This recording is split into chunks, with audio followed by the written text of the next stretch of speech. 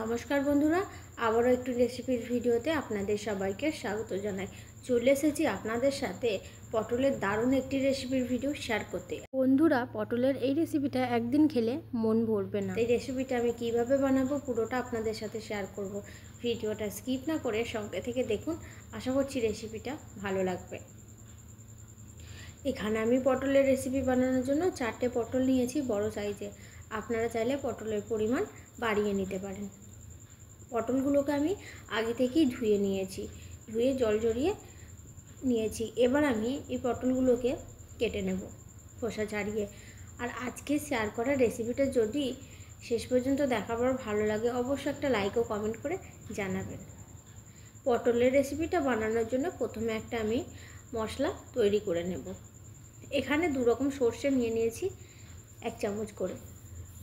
তার সাথে আমি নেব বন্ধুরা 1 চামচ পোস্ত, আর এখানে 4টে থেকে 5টা কাজু বাদাম, 2টো কাঁচা লঙ্কা। এটাকে আমি জল দিয়ে কিছুক্ষণ ভিজিয়ে রাখবো। আর দিয়ে দিচ্ছি অল্প একটু আদা কুচি। কিছুক্ষণ জল দিয়ে ভিজিয়ে রাখার পরে আমি পেস্ট করে নেব। জল দিয়ে ভিজিয়ে রাখলে পেস্টটা খুব সুন্দরভাবে হয়ে যাবে। এবার পাশে রেখে দিচ্ছি। আর এদিকে পটলগুলোকে কেটে নিয়ে চলে এসেছি। পটলের হালকা খোসা ভাব রেখে পটলগুলোকে আমি কেটে নিয়েছি। একটা পটলের 4টে পিস করে নিয়েছি। তার সাথে নিয়েছি একটা বড় সাইজের টমেটো, লম্বা করে কেটে নিয়েছি, আর আলু। সব কিছু ধুয়ে জল ঝরিয়ে নিয়েছি। এদিকে রান্নার জন্য গ্যাসের চুলো অন করে একটা কড়াই বসিয়ে সর্ষের তেল গরম করতে দিয়েছি। পুরো রান্নাটা আমি সর্ষের তেলেই বানাচ্ছি। এবার আমি কেটে রাখা আলু পটলগুলোকে দিয়ে দেব। তারপর লবণ এবং হলুদ দিয়ে মিডিয়াম টু লো ফ্লেমে ভেজে নেব। আজকে শেয়ার করা রেসিপিটা যদি ফেসবুক পেজ থেকে দেখে থাকেন বন্ধুরা, অবশ্যই পেজটিকে ফলো করে পাশে থাকবেন পরবর্তী রেসিপির ভিডিও দেখতে চাইলে।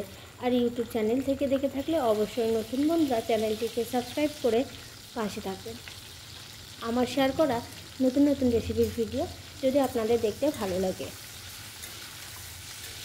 এবার আমি পটল এবং আলুর মধ্যে দিয়ে দিলাম লবণ হলুদ দিয়ে 3-4 মিনিট ঢাকনা কভার করে ভেজে নেব।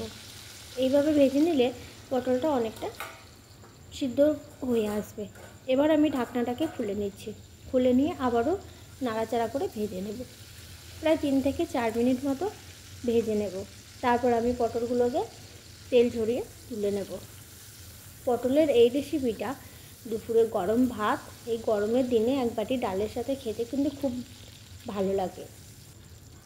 আমার বাড়ির সবাই কিন্তু এই রেসিপিটা অনেক বেশি পছন্দ করেছিল। তাই আশা করছি বন্ধুরা রেসিপিটা আপনাদেরও ভালো লাগবে। আর অবশ্যই একবার আমার মতো করে বানিয়ে দেখে আমাকে কমেন্ট করে জানাবেন যে আমার শেয়ার করা রেসিপিটা আপনাদের কেমন লেগেছে। যাই হোক, এবার আমি আলু পটলগুলোকে ভেজে অন্য একটা বাটির মধ্যে তুলে রাখছি। তারপর আমি বাকি রান্নাটা ওই তেলের মধ্যেই করে নেব। এবার আমি ফোড়নে দিয়ে দেব 5 ফোড়ন। এদিকে একটা পেঁয়াজ আমি কেটে নিয়েছি। এবার পেঁয়াজটাকে দিয়ে দিচ্ছি। পাতলা করে লম্বা করে কুচি করে নিয়েছি। পেঁয়াজ কুচি দিয়ে গোল্ডেন ব্রাউন করে ভেজে নেব। পেঁয়াজ কুচি ভাজা হয়ে গেলে তারপরে টমেটোটাকে দিয়ে দেব। তেল মশলা খুবই কম দিচ্ছি আজকের এই রান্নাটায়। এবার পেঁয়াজটা অনেকটা ভাজা হয়ে গেছে। তারপরে আমি দিয়ে দিচ্ছি টমেটো। চাইলে রেসিপিটা নিরামিষও বানিয়ে নিতে পারেন, এখানে পেঁয়াজটা স্কিপ করে। তেলের মধ্যে ফোড়ন দিয়ে টমেটো দিয়ে ভেজে নেওয়ার পরে বাটা মশলা দিয়ে বানিয়ে নিতে পারেন খুব সহজে। এবার টমেটোটাকে দেওয়ার পরে আমি সামান্য লবণ দিয়ে দিলাম। লবণ দিয়ে কিছুক্ষণ ভেজে নেব। একটা কভার করে দিলাম যাতে টমেটোটাও তাড়াতাড়ি গলে যায়। এবার ঢাকনাটাকে খুলে নিয়ে আবারও ভেজে নিচ্ছি।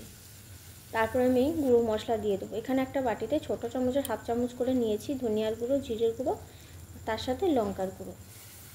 অল্প একটু জল দিয়ে গুলে নিয়ে দিয়ে দিলাম।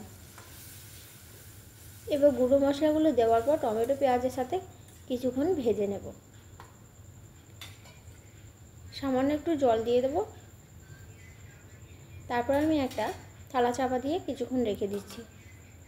কিছুক্ষণ পর আবার ঢাকনাটাকে খুলে নিচ্ছি। এবার মশলাটা থেকে কিন্তু তেল ছাড়তে শুরু করেছে।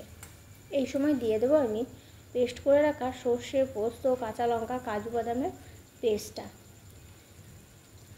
ভিজিয়ে রাখার পরে আমি পেস্ট করে নিয়েছি। এই যে দেখুন খুব সুন্দরভাবে পেস্ট হয়ে গেছে। একটু ভিজিয়ে রাখলে দানাগুলো কিন্তু অনেকটা ফুলে যায় সর্ষে পোস্ত। এবার দিয়ে ভালো করে মিশিয়ে নিচ্ছি, আর একই সাথে কিছুটা পরিমাণ জলও দিয়ে দেব।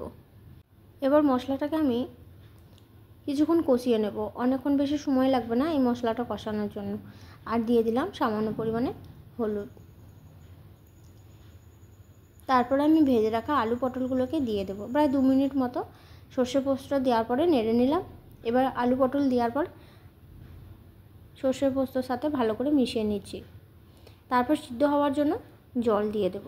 পরিমাণ মতো জল দিয়ে আলু পটল সিদ্ধ করে নেব। এবার আমি জল দিয়ে দিলাম, জল দিয়ে ভালো করে মিশিয়ে নেব। তারপর লো টু মিডিয়াম ফ্লেমে একটা থালা চাপা দিয়ে আলু পটলগুলোকে সিদ্ধ করে নেব। এই সময় আমি লবণটাকেও দিয়ে দেবো। অবশ্যই লবণ এবং ঝালের পরিমাণটা দেখে নেবেন, যদি কম হয় দিয়ে নেবেন। চাইলে 2টো কাঁচা লঙ্কা চিড়ে দিতে পারেন এই সময়। এবার একটা থালা চাপা দিয়ে দিলাম। 3 থেকে 4 মিনিট পর আমি ঢাকনাটাকে খুলে নিচ্ছি।